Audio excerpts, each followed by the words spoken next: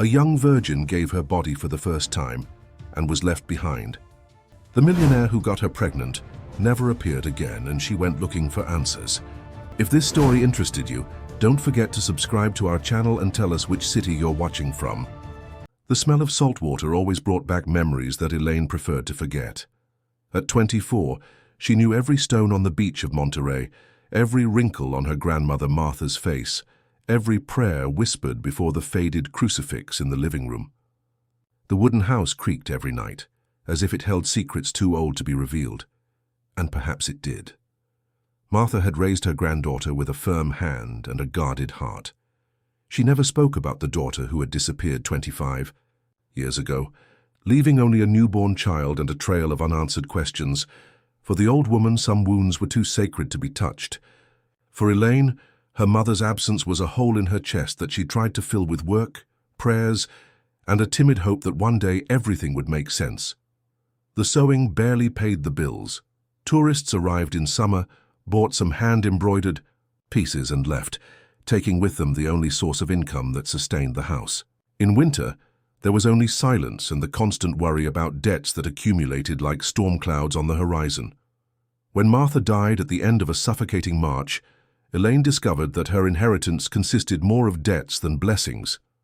The house had been mortgaged for 3 years. The money kept in the coffee jar barely covered the funeral, and for the first time in her life, she was completely alone, without her grandmother's prayers to calm the desperation growing in her chest like high tide.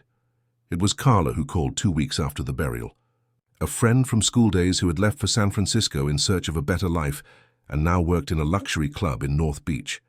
Her voice sounded different over the phone, more mature, more tired, but still carried genuine warmth when she offered help. "Elaine, you can't stay there drowning in debt. There's work here, good money. It's just until you get organized, you know? It's nothing major, just being nice to clients, talking to them, drinking with them, nothing you can't handle." Elaine held the phone with both hands as if it were a lifeline. The idea of leaving Monterey, of abandoning the only life she knew, terrified her. But the alternative, losing the house, living on the street, starving, was even more frightening. "Is it a respectable place?" she asked, feeling the words come out heavy from her throat.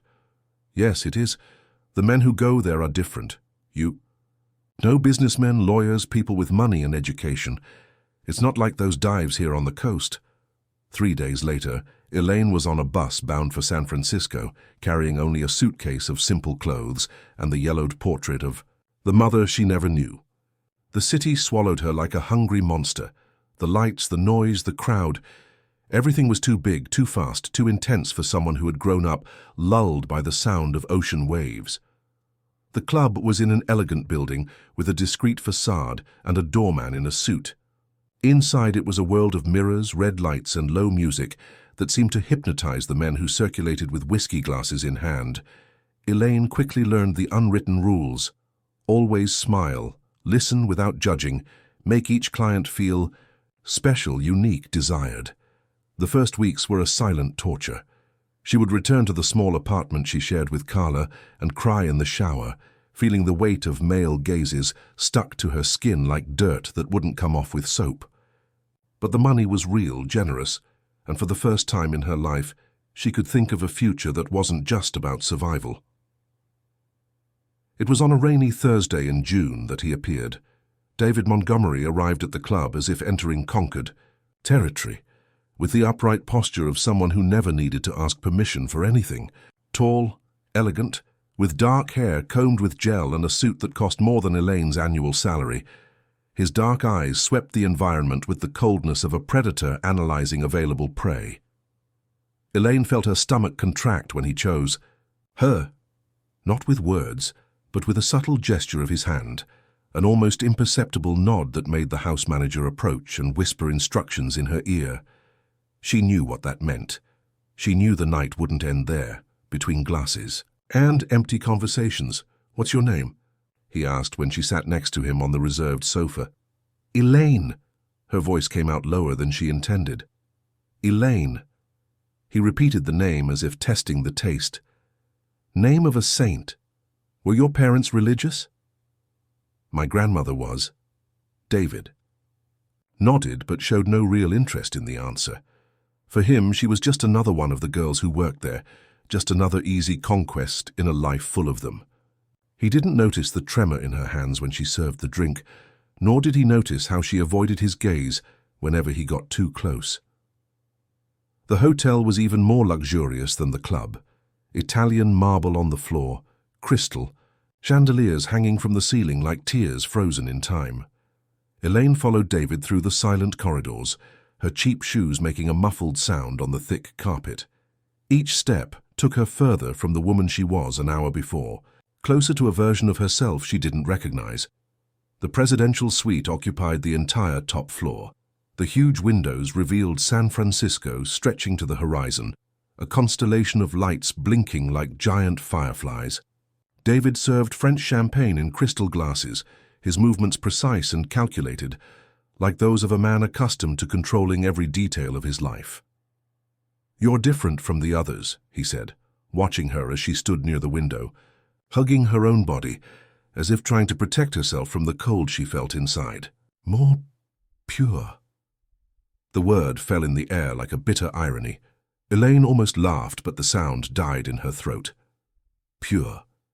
If he knew she had never been touched by any man, that her only kisses had been given on her grandmother's wrinkled face, that her body was unexplored territory even by herself. "Come here," David murmured, extending his hand. She went. Not out of desire, but out of necessity. The money he would pay that night would cover 3 months of rent, maybe 4 if she economized on food. It was simple, brutal, but necessary math. When he touched her for the first time, she closed her eyes and tried to mentally transport herself to Monterey Beach, to the sound of waves breaking on the rocks, to anywhere but there. David interpreted her silence as seduction, her tremors as excitement. Men like him were experts at seeing only what they wanted to see, at transforming each female reaction into confirmation of their own power. When he carried her to bed, she didn't resist. When he began to remove her simple clothes, she didn't protest. And when he finally possessed her, ignoring the tension in her body and the small muffled cry that escaped her lips, he didn't realize he was taking something that could never be returned. The pain was intense, but Elaine bit her lips until she tasted blood. She wouldn't give him the satisfaction of knowing she was the first. She wouldn't become a curiosity, a special conquest in his collection of women. She closed her eyes and waited for everything to end, while he moved over her with the determination of someone simply taking something he considered his by right. When it was over, David rolled to the side and lit a cigarette, his face relaxed like someone who had completed another task of the night. Elaine remained motionless, feeling a warm liquid running between her legs, a mixture of blood and semen that sealed the end of an era in her life. "You can take a shower if you want," he said, without looking at her. "The driver will take you. Back when you're ready." She nodded in silence and stood up, her legs wobbling like those of an injured animal. In the marble bathroom, she let the hot water run over her body until there was nothing left to wash. But she knew that certain marks would remain forever, invisible to the eyes but engraved on the soul like deep scars. When she came out of the shower, David was on the phone, discussing business with someone as if she didn't exist. She dressed, in silence, took the money he had left on the table, more than they had agreed upon, she noticed with a pang of bitterness, and left the suite without saying goodbye. The driver was an older man with kind eyes who asked no questions during the journey back. Elaine rested her forehead on the cold window and watched the city parade below, feeling like a ghost floating between 2 worlds, the one she had lost and the one she didn't yet know how to inhabit. Back at the apartment, Carla was already asleep. Elaine locked herself in the room and wrapped herself in the sheets like a cocoon, trying to process what had happened. Part of her expected to feel different, transformed in some dramatic way, but all she felt was a strange emptiness, as if a part of herself had been torn away and taken along with David Montgomery. In the following weeks, she tried to return to routine. She continued working at the club, talking to other clients, smiling when necessary. But a part of her remained in that suite, at that moment when her life had changed forever without anyone but her noticing. David didn't return. For him, she had been just another night, just another transaction in a life full of purchased pleasures. He returned to his world of corporate meetings, business dinners, and sophisticated women who knew exactly the rules of the game they were playing. It was only when Elaine realized her period was late that the past came knocking at her door again. At first it was just a suspicion, a chill in her stomach that she tried to ignore. Then came the brutal certainty, confirmed by a drugstore test bought hastily in the early hours of a sleepless night. Two blue lines, two lines that changed everything, that forever connected two people who knew each other only superficially, that transformed a night of desperation into something much bigger and more complicated than either of them could imagine. Sitting on the cold bathroom floor, holding the test with trembling hands, Elaine cried for the first time since her grandmother's death. She cried for her own lost innocence, for the uncertain future growing in her womb, for the man who didn't even know he would be a father and probably wouldn't care when he found out. 3 months passed before Elaine found enough courage to seek David out. 3 months of morning sickness hidden from Carla, of increasingly tight clothes and sleepless nights, imagining what it would be like to raise a child alone in San Francisco. Her belly wasn't showing much yet, but she felt the baby's presence like a burning secret she carried wherever she went. Leaving the club was easier than she had imagined. Carla was worried, but Elaine invented an excuse about having found a better job. In truth, she had found a position as a receptionist in a commercial building on Market Street, earning less than half of what she made before. But at least she could look at herself in the mirror without feeling disgust. The building was immense, all mirrored glass, housing dozens of companies. Elaine discovered by chance, reading a sign in the lobby, that one of the largest tenants was Montgomery Holdings. The name froze her. Would it be too much of a coincidence, or was fate playing with her in a cruel way? For weeks she worked on the ground floor, receiving visitors, controlling access to the elevators, always with eyes alert for any sign of David. Part of her hoped to never find him, for that secret to remain buried forever. Another part knew he had the right to know, however painful it might be. The reunion happened on a Thursday afternoon, when San Francisco was gray and rain threatened to fall. Elaine was organizing correspondence when she heard a familiar voice talking to the security guard. She looked up and there he was, exactly as on the first night, elegant, imposing, talking on the phone while walking toward the elevators. For a moment, he didn't recognize her. He walked right past her, absorbed in his business conversation. It was only when she whispered "David" that he stopped, turned, and stared at her with an expression of genuine surprise. "Elaine? What are you doing here?" "I work here," she replied, trying to keep her voice steady. "For a few weeks now."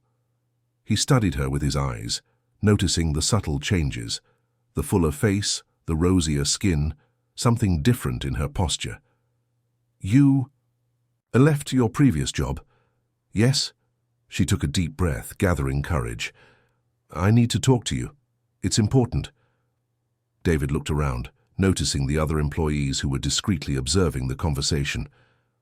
"Not here, let's go to my office." The Montgomery Holdings floor was a universe apart. Thick carpets, modern artwork on the walls, a panoramic view of the city that took your breath away. David's office was larger than the apartment where Elaine lived, all decorated in shades of black and grey, with a dark wooden desk that looked like an altar dedicated to power. "Sit down," he said, pointing to a leather armchair. "What's so important?" Elaine remained standing, hands clasped in front of her body. "I'm pregnant." The silence that followed was deafening. David stared at her as if she had spoken in a foreign language, his face going through several expressions before settling on a mask of disbelief. "And what does that have to do with me?" "It's yours." The words came out simple, direct, without beating around the bush. He laughed, but it was a bitter sound without humor. "Mine? How can you be sure? As far as I know, you've been worked in that place for ages." The accusation hit her like a slap. Elaine felt the blood rise to her face, a mixture of shame and anger burning in her chest. "Because you were the first, and the only one." "How convenient," David said ironically, walking to the window. "A virgin who works in a club. You really..." Expect me to believe that? I don't care if you believe it or not, she replied, finding a strength she didn't know she possessed. I came here out of moral obligation, not because I need you. I can raise this child alone. Oh, really? With what money? With a receptionist's salary? His voice was as sharp as a blade. Let me guess. Now you want a fat pension? An allowance for your lifestyle? Elaine stood up, trembling with indignation. I don't want anything from you except acknowledgement. This child has the right to know who the father is. If it's really mine, murmured David, turning to her with a calculating look. Let's do this right. I want a DNA test as soon as it's born, and if it is mine— He paused, running his hand through his hair. We'll talk. Elaine nodded, more relieved to have fulfilled her obligation than hopeful about the future. She headed for the door, but his voice made her stop. Elaine, she turned. In the meantime, maybe it's better if you don't work here anymore. It could cause unnecessary embarrassment. The indirect dismissal hurt more than all the previous accusations. She stared at him for a long moment, memorizing the face of the man who would one day be the father of her child, and left without saying a word.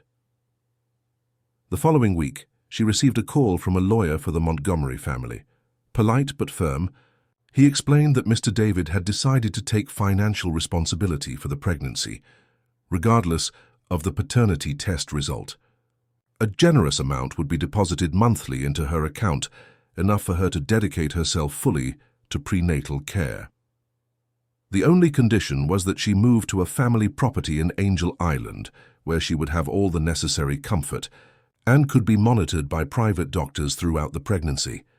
It was an offer that seemed too good to be true. Elaine immediately suspected, why would David want to keep her isolated on an island? What did he really intend with this sudden generosity? But when she looked at the bank statement and saw the deposited amount, more money than she had seen in her entire life, she realized that perhaps she had no choice. The pregnancy was becoming more evident, and soon she wouldn't be able to hide it from anyone. In San Francisco, she would be just another single mother struggling to survive. On Angel Island, at least, she would have peace and resources to give the baby the best possible start in life. 3 days later, she was on a ferry crossing the bay, watching the island approach with its mountains covered in forests and deserted beaches. She didn't know she was entering not only a new phase of her life, but the dark heart of a family that harbored secrets capable of destroying everything she thought she knew about herself. The Montgomery mansion on Angel Island seemed like something out of a period film. Built in the early 20th century, it dominated the top of a hill overlooking the sea, its white walls contrasting with the red clay tiles and the lush vegetation that surrounded it. It was beautiful from a distance, but as Elaine approached, she noticed something unsettling about the architecture.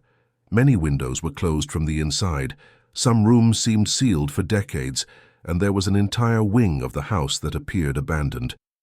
Mrs. Reynolds, the housekeeper, was a middle-aged woman with suspicious eyes and a forced smile that didn't reach her eyes.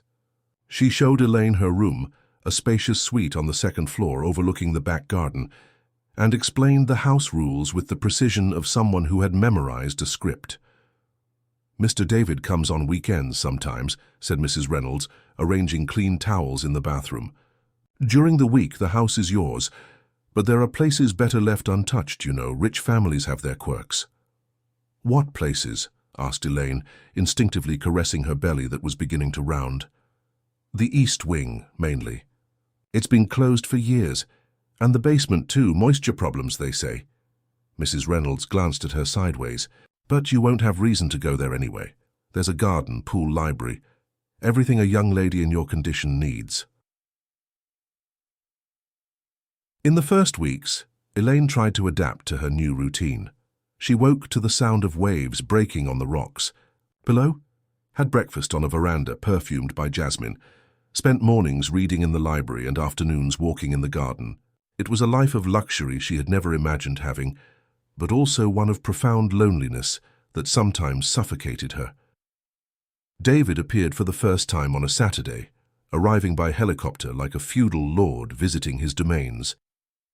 Elaine was at the pool when she heard the sound of the rotor blades and saw the machine land on the property's helipad.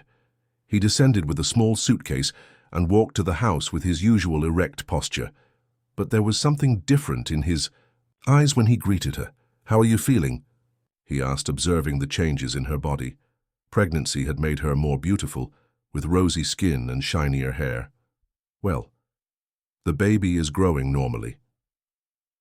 They dined together that night, a tense meal served in the main hall of the house. David talked about business, about the approaching summer season, about everything except the real reason that had brought them together there. Elaine responded with monosyllables, still resentful of how he had treated her in San Francisco. It was after dinner, as they walked on the terrace, that he finally touched on the subject, hanging between them. "Have you thought of names?" he asked, lighting a cigarette. "If it's a girl, Helen, it was my mother's name. And if it's a boy?" "I don't know yet." She hesitated. "Perhaps you'd like to suggest a name from your family." David took a long drag before answering. "Names from my family carry too much weight. Maybe it's better to start from scratch." There was something in his voice, a bitterness that Elaine couldn't interpret. But before she could ask, he threw his cigarette on the ground and stepped on it hard. "I'll sleep in the West Wing. If you need anything, just call Mrs. Reynolds." He left on Sunday morning, leaving Elaine with more questions than answers. Why did he seem so distant? Why had he spoken of family names as if they were a curse? And why had he chosen this specific house to shelter her during the pregnancy? It was on a Tuesday afternoon, when Mrs. Reynolds had gone to the center of Angel Island to do shopping, that Elaine decided to explore the forbidden East Wing. Curiosity had grown for weeks, fueled by the housekeeper's evasive looks and the strange atmosphere that surrounded that part of the house. The main door to the wing was locked, but Elaine discovered a secondary entrance through a veranda at the back. The bolt was rusty but yielded with a little effort. When she pushed the door, the smell of mold and abandonment hit her like a solid wall. The rooms were covered with dust and cobwebs. Old furniture remained under white sheets like ghosts waiting to be awakened. But it was in the last room that Elaine made a discovery that changed everything. An old greenhouse, with glass panels clouded by time and empty pots scattered across the floor. In the center of the greenhouse, on a wooden table eaten by woodworms, was a diary bound in brown leather. The pages were yellowed, but the ink was still legible. Elaine opened to the first page and felt her heart race when she read the name written in feminine handwriting, Helen Carter, 1999. Her mother. Her mother had been in this house, had written in this diary. With trembling hands, Elaine began to read the first entries, discovering a story that no one had ever told her.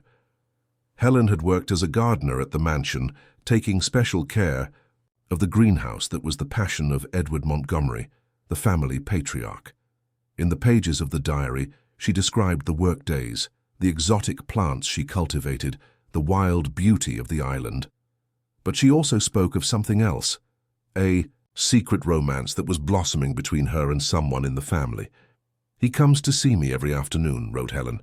"I pretend to be busy with the orchids, but my heart races when I hear his steps on the stone path. I know it's wrong. I know I'm just a servant to them. But when he looks at me, I feel I can be anything." Elaine turned the pages with growing urgency, looking for the name of the man who had won her mother's heart. She found scattered clues, references to eyes as dark as night, to hands that tremble when they touch me, to a man divided between duty and desire. It was in the entry dated March 15, 1999, that she found the devastating revelation. Edward discovered about us. He was furious, shouted terrible things about family honor, about women like me who seduce rich men. He said, "I'm leaving tomorrow, that I can never set foot on this island again. But he doesn't know that I carry a life inside me, our child who will be born far from here, far from all this." The last entry was from March 16th, written in a hurried hand. "I'm leaving now. He promised to meet me, said he would leave the family and run away with me. I hope it's true. I hope love is stronger than fear." Elaine closed the diary with trembling hands. Her mother had become pregnant by a Montgomery. She had been expelled from the island pregnant, just as she herself had, been brought pregnant to the same place. History was repeating itself in a cruel and ironic way, but a terrible question hammered in her mind. Who was the father in her mother's diary? And if it was Edward, David's grandfather, would that make him her half-brother? The discovery of the diary transformed the following days into a silent torture. Elaine kept the book hidden at the bottom of the closet, but her mother's words echoed in her mind like a disturbing mantra. During sleepless nights, lying in bed in the mansion that had also housed Helen, she tried to piece together a macabre puzzle. If her mother had been involved with a Montgomery in 1999 and David was born in 1985, then the man in the diary couldn't be Edward, who would be too old. But were there other men in the family? Brothers, cousins, uncles? The possibility of carrying a child of her own half-brother made her wake up sweating and nauseated. On the following Friday, David arrived earlier than usual. Elaine saw him disembark from the helicopter and walk to the house with slower steps, as if carrying an invisible weight on his shoulders. During dinner, she noticed that he drank more wine than normal and avoided looking directly at her. "You seem tired," she commented when he served himself a third glass. "Tough week. Problems at the company, family issues." He swirled the wine in his glass, observing the dark liquid. "Sometimes I wonder if it's worth carrying the Montgomery name, if it wouldn't be better to start over, far from all this." The melancholy in his voice surprised her. It was the first time David had shown vulnerability, almost human. Elaine felt a strange pang in her chest, something between compassion and an attraction she tried to deny. "Why did you bring me here?" she asked, gathering courage. "To this specific house?" David stopped swirling his glass and stared at her. "Because it's isolated. Because you would be safe here." "Safe from what?" "From my family, from the press, from people who might want to use you to get to me." He took a long sip. "You can't imagine how brutal the world I live in can be, Elaine. There are people who would kill for information about my personal life." "And your mother? Does she know about me?" David's face hardened. "Not yet, and when she finds out..." He didn't finish the sentence, but Elaine noticed the tension in his jaw. After dinner, they walked through the garden. The night was warm, perfumed by jasmine and the salt of the sea. When they reached the wooden gazebo that dominated the high view of the bay, David stopped and leaned against the balustrade. "May I ask a question?" said Elaine, positioning herself beside him. "You may. Have you ever heard of a woman named Helen Carter?" His reaction was immediate and violent. David turned to her with wide eyes, his face pale even under the golden light of the moon. "Where did you hear that name?" "She was my mother." The silence that followed was charged with tension. David stared at her as if seeing a ghost, his breathing becoming irregular. "Your mother," he repeated more to himself. "Helen Carter was your mother." "Did you know her?" David ran his hands through his hair, a nervous gesture she had never seen before. "I was a child when she worked here, 15 years old maybe. I vaguely remember her and a beautiful woman who took care of the garden." "That's all?" He hesitated, as if weighing each word. "There was a scandal. She got involved with someone in the family and suddenly left. My grandfather was furious, forbade anyone to mention her name again." "Who did she get involved with?" David stared at her for a long moment, something like pain shining in his eyes. "With my uncle Robert, my father's younger brother." Elaine felt her legs weaken. "Your uncle..." "Robert died in a car accident 3 months after she left. He was drunk, went off the road on a curve. Some say it was suicide." David's voice was low, controlled, but she noticed the barely disguised tremor. "We never knew if Helen was pregnant. When she left, my grandfather hired detectives to find her, but she disappeared completely." The revelation hit Elaine like lightning. Robert Montgomery, not Edward, the brother of David's father, not the patriarch himself. This meant that she and David were not siblings but cousins. It was still a close relationship, still complicated, but not the absolute horror she had imagined. "If Robert was your uncle," she said slowly, "and if he was my father, you would be my cousin," David completed, his voice coming out hoarse. "And our child, They stared at each other in silence, the weight of the discovery hanging between them like a toxic cloud. The attraction Elaine felt for him, which she had tried to deny for weeks, now seemed not only wrong but also genetically dangerous.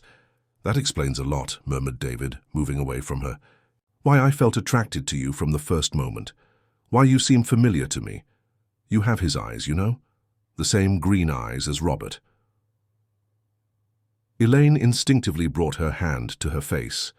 She had always thought her eyes were unique, different from everyone in her grandmother's family. Now she knew where they came from. "What are we going to do?" she asked. David laughed, but it was a bitter sound, without humor. "Do? What choice do we have? You're pregnant with my child, a child that might be born with problems because of our genetic proximity." "Don't say that." Her voice came out louder than she intended. "Don't say our baby will have problems." "Elaine." He approached as if to touch her, but stopped halfway. "I need to think. I need to find out the truth about Robert and your mother. Maybe there are documents, maybe—" "No." She interrupted him, a sudden determination shining in her eyes. "I don't want any more investigations, more secrets. Whatever the truth is about our parents, it doesn't change the fact that this baby exists, and that it needs us." David studied her in silence, seeing for the first time the strength she harbored, beneath her apparent fragility.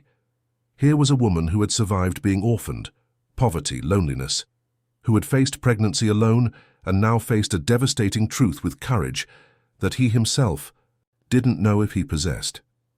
"You're stronger than you imagine," he said softly. "I learned to be." Elaine placed her hand on her belly, where life grew, oblivious to the complications of the adult world. "Your family may not accept me. Society may judge us, but this baby is not guilty of the sins of its parents." That night, for the first time since they met, they slept in the same house without the weight of formality between them. Not in the same room, that would still be going too far, but with a mutual understanding that they were united by something greater than desire or social conventions. The days following the revelation were marked by a different tension, denser than before. David began to spend more time on the island, working from the makeshift office in the library, conducting video conferences that extended into the early hours. Elaine noticed he was avoiding returning to San Francisco, as if running from something, or someone. It was on a Monday morning that Mrs. Reynolds announced, with poorly disguised nervousness, that they would have a special visitor. Victoria Montgomery, the family matriarch, would arrive late afternoon to assess the situation, as she herself had said on the phone. Elaine felt her stomach turn. She knew the woman only from social photos in newspapers, elegant, haughty, with platinum hair always impeccable, and a smile that never reached her eyes. Victoria was known for her iron hand in managing family business and for her ability to destroy anyone who threatened the Montgomery name. "Does she know about us?" Elaine asked when she found David on the terrace, looking at the sea with a somber expression. She found out. He didn't turn to look at her. "One of the security guards from the building where you worked talked to the press. There are rumors circulating in San Francisco's social circles." "What kind of rumors?" "That the Montgomery heir got a prostitute pregnant." The word came out like a sharp blade. "And that he's hiding the woman on a family property." Elaine felt the blood drain from her face. "Is that how she sees me?" "It's how the world sees us." David finally turned, and she saw fatigue and something like regret in his eyes. "My mother is coming here to assess the damage and decide how to contain the scandal." "Contain it how?" He didn't answer, but the silence was more eloquent than any explanation. Victoria Montgomery arrived at 5 in the afternoon, brought by a luxurious yacht that docked at the mansion's private pier. Even at 65, she walked with the erect posture of a queen, wearing a white linen suit that cost more than the annual salary of many people. Her cold blue eyes met Elaine's as soon as she entered the house. "So you're the famous Helen," she said, not bothering to greet her. "Elaine," she corrected, trying to keep her voice steady. "Elaine, of course. Like the saint, isn't it?" Victoria's smile was venomous. How ironic considering the circumstances. Dinner was a civilized torture. Victoria talked about business, about the social season, about everything except the obvious, while analyzing Elaine with clinical glances, as if evaluating a defective product. David remained tense throughout the meal, intervening whenever his mother made sharper comments. It was after dinner that the real battle began. Victoria asked to speak with Elaine alone in the office, dismissing her son with an imperious wave of her hand. "Let's get straight to the point," she said, as soon as they were alone. "How much do you want?" "Excuse me?" "To disappear, to vanish, from my son's life and never return. Everyone has a price, darling. What's yours?" Elaine stared at her, feeling a cold anger grow in her chest. "I'm not for sale." "Don't be naive. You're a poor girl who got pregnant by a rich man. You want me to believe that was an accident?" Victoria stood up and walked to the window. "I know women like you. There's always a motivation behind the passion." "You don't know me." "Oh, but I do." Victoria's voice was soft, but laden with malice. "I know you very well. Just as I knew your mother." Elaine's world stopped. "What?" "Helen Carter. Beautiful like you, naive like you. She also thought she could marry a Montgomery and live happily ever after." Victoria turned, her eyes shining with cold cruelty. "Do you know what happened to her?" "She left here pregnant. She left because I sent her away, just as I'm sending you away." Victoria opened her purse and took out a thick envelope. "There's $500,000 here. Enough for you to start a new life far from here. Raise your child somewhere else." "I won't accept it." "Yes, you will. Because if you don't, I'll destroy you in ways you can't even imagine. I'll spread your story throughout the newspapers. I'll hire detectives to investigate every sordid detail of your life. I'll make sure no one anywhere gives you a job." Her voice lowered to a venomous whisper. "And I'll tell my son the truth about who the father of the child you're carrying is." Elaine froze. "What truth?" "That it might not be his. That you worked in a prostitution house and could have gotten pregnant by any of your clients." Victoria smiled. "David may have accepted your word so far, but what if I plant seeds of doubt? What if I bring witnesses who swear they've been with you?" "That's a lie." "A lie?" Victoria laughed. "Darling, truth is what I say it is. I have enough money to buy as many witnesses as I need." Elaine felt her legs weaken. She held onto the desk to keep from falling, her heart beating erratically. The woman before her wasn't just cruel. She was diabolical. "Why are you doing this?" she asked, her voice breaking. "Because I protect my family. Because I won't let an adventuress destroy everything we've built over 3 generations. Victoria pushed the envelope toward her. "Take the money and disappear. It's the only chance you have of leaving this story with dignity." The door opened abruptly and David entered, his face distorted with anger. "What the hell is going on here?" "I'm offering a civilized solution to this problem," Victoria responded calmly. "Problem?" David looked at Elaine, who was pale and trembling. "Elaine, what did she say to you?" "I told her the truth that you don't have the courage to say," Victoria intervened. "That this woman is nothing but an opportunist who took advantage of you. Get out of here." David's voice was low, dangerous. "Get out of my house right now." "Your house?" Victoria laughed. "This house belongs to the family, dear. And I am still the head of this family." "Not anymore." David approached his mother, his eyes burning with fury. "If you don't leave now, I'll put you on the yacht myself." Victoria studied him for a long moment, seeing something in her son's gaze that made her retreat slightly. "Very well," she said, picking up her purse. "But this conversation isn't over. You two will regret this choice." She left, trailing expensive perfume and veiled threats. David ran to Elaine and wrapped her in his arms, feeling her tremble against his chest. "Don't believe anything she said," he murmured. "Nothing." But even as he consoled her, David knew the war had just begun. His mother wouldn't give up easily, and the next attacks would be even more brutal. Victoria's departure left the mansion wrapped in a heavy atmosphere, as if a storm were approaching. David cancelled all commitments for the week and remained on the island, but Elaine noticed that something had changed in him. He was more protective, more attentive, but also more distant, as if fighting an internal battle she couldn't understand. It was on Thursday that the first blow came. Mrs. Reynolds brought the San Francisco newspapers. With trembling hands, her face pale with concern. The headline of the business section was devastating. Montgomery heir involved in scandal with pregnant prostitute. The article, signed by a journalist known for his connections to the San Francisco elite, contained intimate details about Elaine's life that could only have come from well-informed sources. "How did they know about the club?" asked Elaine, reading the article with growing horror. "About my grandmother, about Monterey." David was on the phone with his lawyers, his cutting voice echoing through the office. When he hung up, his face was somber. "My mother hired detectives. They combed through your entire life, bought information from anyone willing to talk." He crumpled the newspaper forcefully. "Carla, your former colleague, sold details about how you came to San Francisco. The club manager described how you were different from the other girls." Elaine felt the world collapse around her. Will they tell about that night, about how we met? Not if they know what's good for them.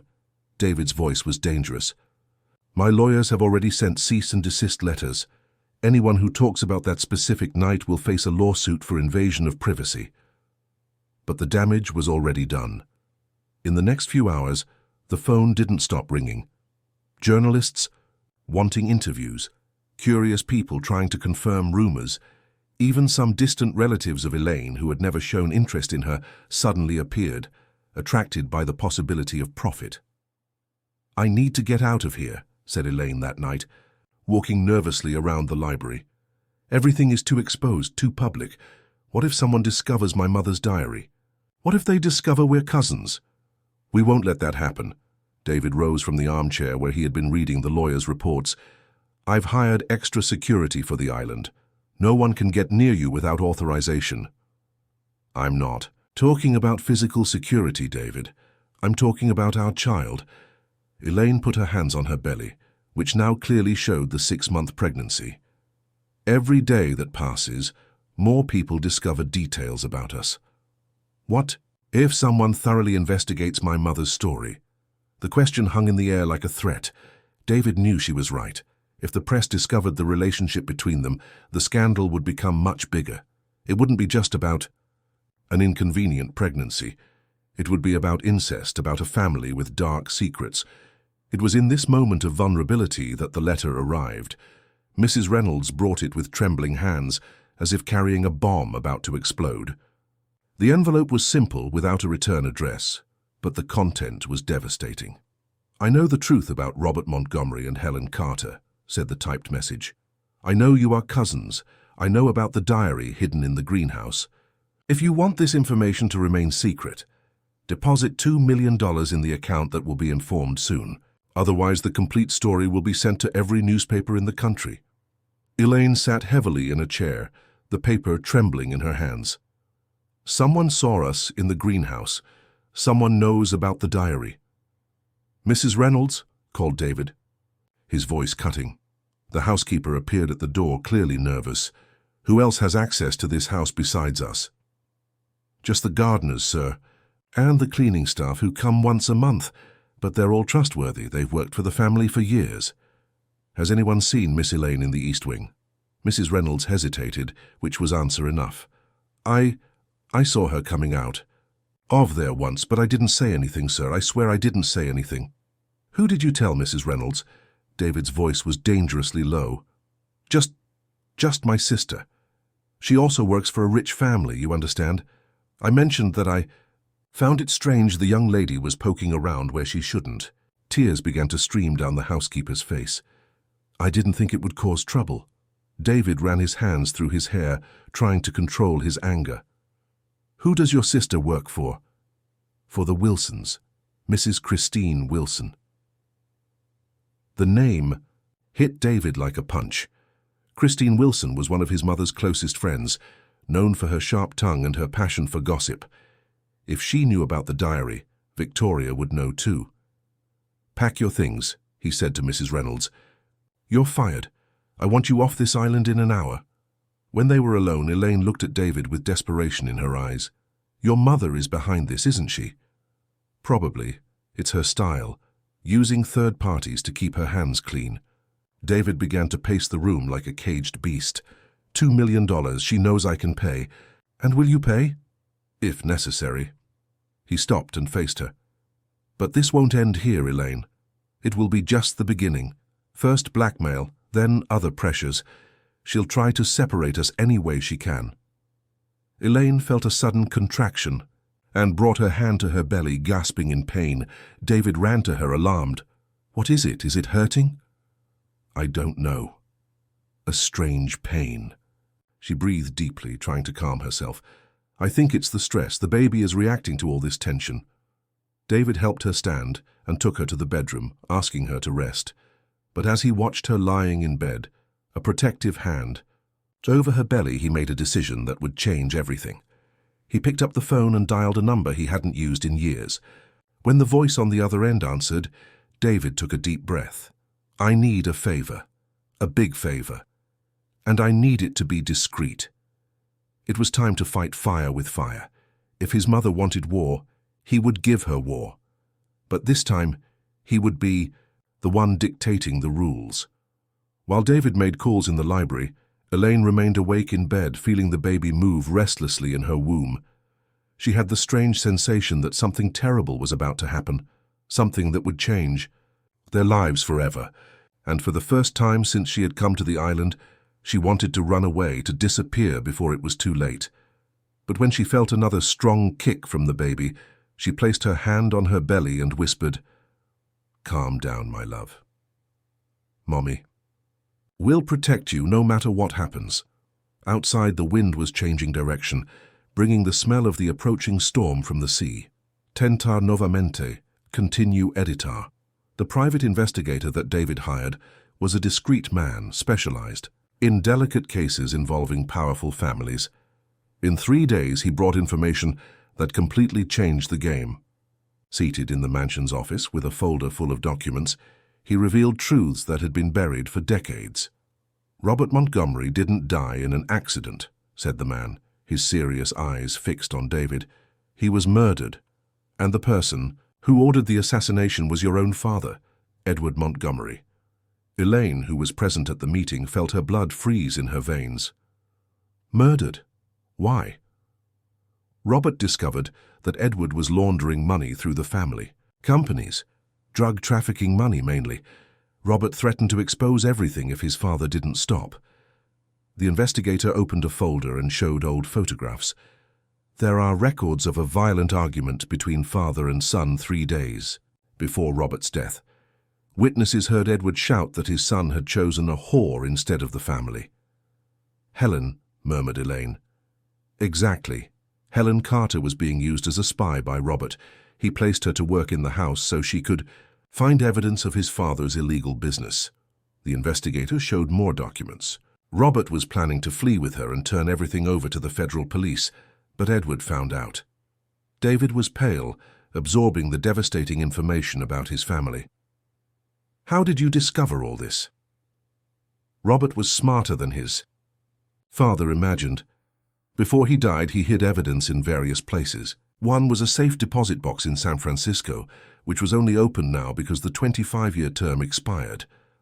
The investigator took out a sealed envelope from the folder. This is a letter from Robert to Helen, never sent. And there's also the will he secretly made, leaving a considerable sum for any child Helen might have. Elaine took the letter with trembling hands. It was addressed to My dear Helen and our child. When she began to read, tears blurred her vision. If you are reading this, it means I am no longer alive. I know my father is capable of anything to protect his dirty secrets. I want you to know that I truly loved you, that our child was conceived in love, not lust. The money I left is for you to start a new life far from all this. Please don't let our child carry the weight of the Montgomery name. Some inheritances are curses, not blessings. There's more, continued the investigator. Helen didn't die of natural causes, as was officially recorded. She was poisoned. Edward had her killed when he discovered where she was hiding in Monterey. Elaine's world collapsed. Her mother had been murdered by the Montgomerys. The family of the man she loved had destroyed her family. I have the proof, said the investigator. seeing the devastated expression on her face. Forged medical documents, payments made to a corrupt doctor who signed the false death certificate. Edward left no traces at the time, but modern technology has allowed us to find evidence he never imagined could be discovered. David was standing, pacing the room like a wounded animal. My grandfather was a murderer. He killed his own son and the woman he loved. And it didn't stop there, continued the investigator. Victoria knew everything. In fact, it was she who suggested eliminating Helen. She considered her a threat to the family empire. The final revelation was like a stab. Elaine stood up abruptly, feeling nauseous. Your mother ordered my mother's murder. Elaine, listen. David tried to approach, but she backed away. Don't touch me. Her voice came out hoarse, laden with pain and anger. Your family destroyed mine. They killed my father, killed my mother, left me an orphan. I didn't know any of this. But your mother knew. And when she offered me money to disappear, she knew exactly who I was. Elaine laughed bitterly. She must have enjoyed seeing Helen's daughter repeat her mother's story. The investigator stood up uncomfortably. There's one last thing. Victoria hired a professional assassin last week. We don't know the target, but... He didn't need to finish the sentence. Everyone knew who the target was. David immediately picked up the phone. I want armed security on this island now, and I want my mother arrested for conspiracy to commit murder. It won't work, said the investigator. The evidence about Helen and Robert is solid, but the crimes have passed the statute of limitations. And to arrest Victoria for the assassin she hired, we'd need to catch her in the act. Then that's exactly what we'll do. David's voice was filled with cold determination. We'll use Elaine as bait. No! Elaine turned to him, her eyes blazing. I won't be used as bait by you, just like my mother was used by Robert. Elaine, it's the only way to... The only way to what? For you to continue your power games, to clear the Montgomery family name. She walked to the window, watching the sea stretching to the horizon. You're all the same. You use people like chess pieces. David approached slowly, as if she were a frightened animal. We're not all the same. I love you. The words fell into the silence like stones in water. It was the first time he had said that, and the timing couldn't have been worse. Love? Elaine turned to him, tears streaming down her face. How can you love someone whose family you destroyed? Because you are not your family. You are unique, special, strong, and our child... He placed his hand on his own chest. Our child is the chance to start over, to be better than previous generations. Our child is the fruit of a curse, she whispered. Children of cousins, grandchild of murderers. What future can we give it? At that moment, Elaine felt something wet trickling down her legs. She looked down and saw the clear liquid staining the wooden floor. My water broke, she said, her voice strangely calm. David rushed to her, but Elaine was already doubling over in pain, holding her belly. It's not possible. I'm only 7 months along. Extreme stress can trigger premature labor, said the investigator, who apparently had medical knowledge. We need to get her to a hospital now. But when they left the mansion, they discovered that the approaching storm had become a hurricane. The sea was too rough for navigation, and the helicopter couldn't fly in winds of that intensity.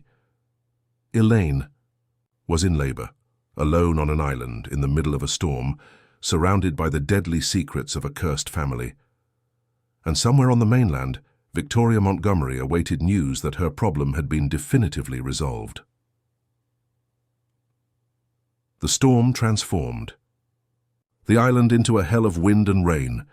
Waves crashed against the rocks with enough force to make the mansion tremble in its foundations. Elaine was lying on the bed in the master bedroom, sweating and moaning in pain, as the contractions intensified with each passing minute. David tried to maintain contact with the mainland by radio, but communications were being hampered by the storm. The investigator, who revealed he had served as a paramedic in the army before changing professions, assumed the role of improvised midwife, gathering clean towels and hot water. The baby is coming, he said after examining Elaine. We can't wait for external help anymore. But it's premature, protested David, holding Elaine's hand. 7 months. there could be complications. 7-month babies have good chances of survival if the delivery goes well, replied the man. The problem is that we don't have adequate medical equipment. Elaine squeezed David's hand hard when a new contraction hit her. If anything happens to me, she said between clenched teeth, promise you'll protect our child from your family. Nothing is going to happen to you. Promise, her voice came out as a scream. I promise, whispered David, kissing her sweaty forehead. But you're going to be fine. We're both going to be fine. Outside, the wind howled like a wounded beast. Suddenly, they heard the sound of a boat engine struggling against the waves. David ran to the window and saw lights approaching the island through the storm. Who would be crazy enough to navigate in this weather? Asked the investigator. The answer came in the form of armed men who invaded the mansion a few minutes later. There were 3 dressed in black, with faces covered by hoods. The leader pointed a pistol at David while the others searched the house. Where is she? Asked the man, his voice muffled by the hood. Who? David tried to buy time, positioning himself between the invaders and the stairs leading to the room where Elaine was. The pregnant woman. We have orders to resolve this problem once and for all.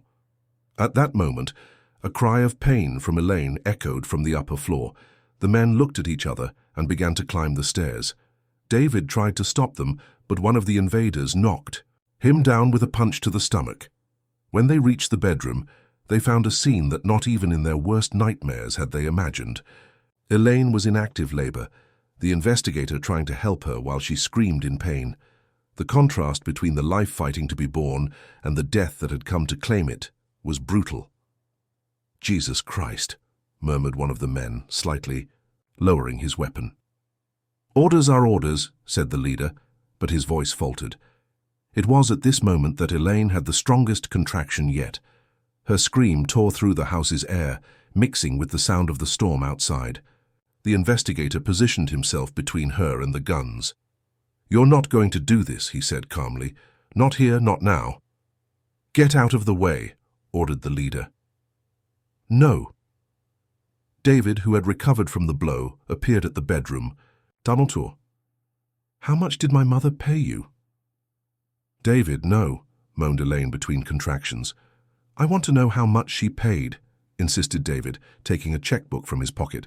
I'll pay double for you to leave. The group leader laughed. It's not about money, kid. It's about reputation. We fulfill contracts. Then fulfill this one, said a female voice from the door. Everyone turned to see Victoria Montgomery entering the room, elegant even with her clothes soaked by the rain.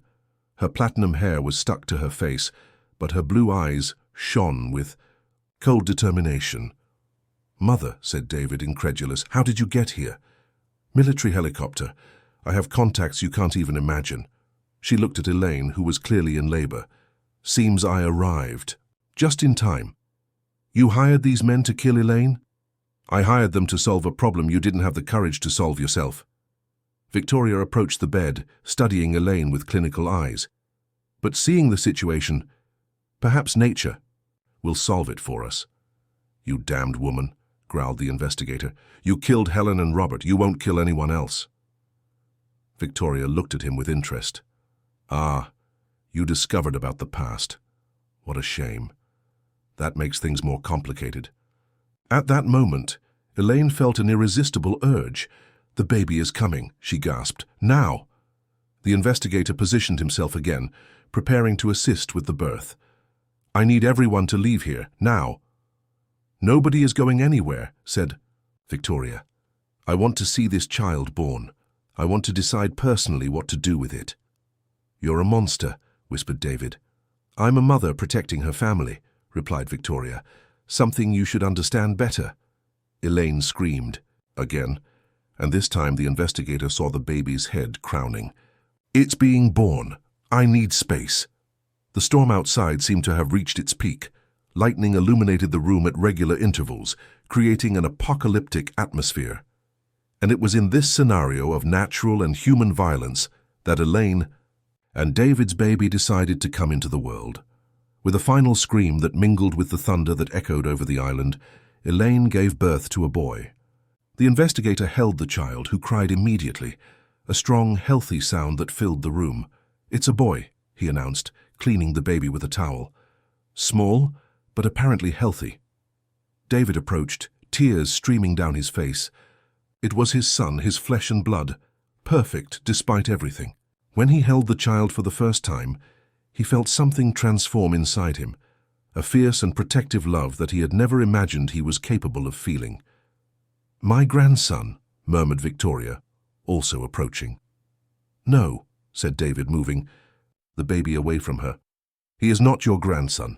You lost the right to be our family the moment you hired assassins." Victoria smiled coldly. "You think you have a choice?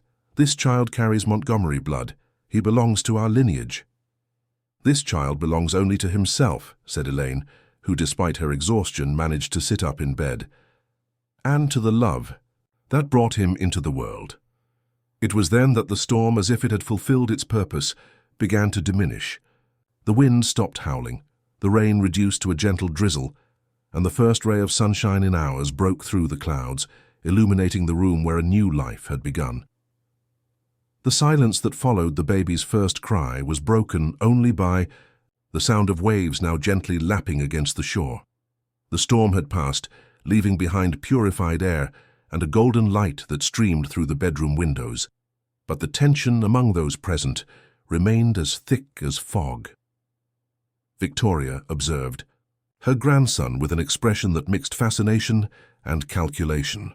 The armed men seemed uncomfortable with the situation, clearly not prepared to murder a woman who had just given birth in front of a newborn.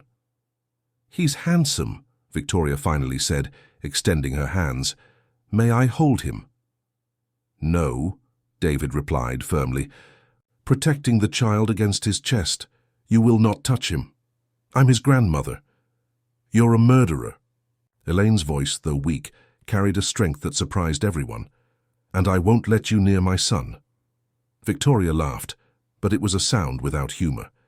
"You two are so naive. Do you think you can simply exclude me from this child's life? I am Victoria Montgomery. I have influence, money, connections. I can make your lives a living hell if I want." "Or we can make yours a living hell," said the investigator, taking a digital recorder from his pocket. "This entire conversation was recorded. Your confessions about the murders, your threats, enough evidence to put you in prison for the rest of your life." Victoria's face paled. She looked at the armed men, who began to back away, realizing they had gotten involved in a much more complicated situation than they had imagined. "You're not going anywhere," she said to the assassins. "We have an agreement." "The agreement is over," replied the leader, holstering his weapon. "We don't kill women who have just given birth, and we don't want trouble with recordings." The three men quickly left the room, leaving Victoria alone with the family she had tried to destroy. For a moment she seemed vulnerable, an elderly woman facing the consequences of decades of evil. "You don't know who you're messing with," she murmured. "We know exactly," said David, walking to the window with his son in his arms. "We're messing with a woman who lost her soul a long time ago. But we also know that the power you have is built on lies and fear, and we have the truth." Elaine rose from the bed with difficulty, supported by the investigator. Despite the exhaustion of childbirth, there was an iron determination in her eyes when she faced Victoria. "My mother died because of your greed. My father was murdered for having a conscience. But my son will grow up free from all this." She approached David and gently touched the baby's face. "He will know the truth about his family, but he won't be defined by it." "And what truth is that?" asked Victoria, a last attempt to regain control. "That love is stronger than hate, that redemption is possible, that we can choose to be different from our ancestors." David looked at his son, who slept peacefully in his arms. "This boy will grow up knowing who Robert and Helen were. He will know that they truly loved each other, and that they died trying to do what was right. And he will also know," added Elaine, "that you chose the wrong side, that you preferred power to love, money to family." Victoria stared at them for a long moment, seeing in the faces of her son and daughter-in-law a resolution that she recognized as unshakable. For the first time in her life, she had completely lost control of a situation. "This isn't over," she said, heading for the door. "Yes, it is," replied David. "When you leave this house, you will no longer have any rights over us. The evidence we have guarantees that. You can keep your fortune, your connections, your social position, but you will no longer have a family." Victoria stopped at the door, without turning around. "You'll regret this choice." "The only thing I regret," said David, "is having taken so long to make it." When Victoria departed, taken by the same helicopter that had brought her, the mansion finally knew peace. The investigator remained for a few more days, helping with legal procedures and ensuring that all evidence was properly documented. Then he too departed, leaving the small family alone to begin their new life. 3 months later, Elaine and David married in a simple ceremony on the beach of Angel Island, with only a few witnesses present. She wore a simple white dress, a light suit, and between them was little Michael, a name chosen in honor of the protective archangel. "Are you sure you want to take the Montgomery name?" David asked the night before the wedding. "I want to transform it into something different," replied Elaine, nursing Michael on the veranda overlooking the sea. "I want that, when people hear this name, they think of love, not fear." They sold the family properties in San Francisco and moved permanently to Angel Island, transforming the mansion into a support center for women victims of domestic violence. The former East Wing, where Elaine had discovered her mother's diary, was transformed into a library and study center. Victoria never tried to contact them again. The evidence against her was sufficient for a judicial agreement that forced her to stay away from the family in exchange for not being criminally prosecuted. She maintained her business empire, but forever lost what mattered most, the continuity of her lineage. Michael grew up strong and healthy, with no sequelae from his premature birth. At 2 years old, he was already running along the beach of Angel Island as if he had been born from the waves themselves. Elaine and David found in love and parenthood a redemption that neither had imagined possible. On quiet nights when the boy was asleep and they walked hand in hand on the beach, they sometimes talked about Helen and Robert, about the love they couldn't live but that continued alive through the family they had created. "Do you think they see us?" Elaine asked on one of those nights, observing the stars reflected in the calm sea. "I'm sure," replied David, kissing her forehead, "and I think they are finally at peace." The story of Elaine and David had begun in the darkness of a night in San Francisco, between lies and necessity. But it blossomed in the light of Angel Island, watered by true love and the courage to choose redemption rather than repetition. And Michael, the small heir of a lineage marked by tragedy, would grow up knowing that love can always conquer hate, that truth can always overcome lies, and that each generation has the power to rewrite the destiny of its family. In the waves that licked the golden sand of the beach, in the winds that blew through the open windows of the mansion, in the crystalline laughter of a child who played, without knowing the weight of the history he carried, Angel Island now held a new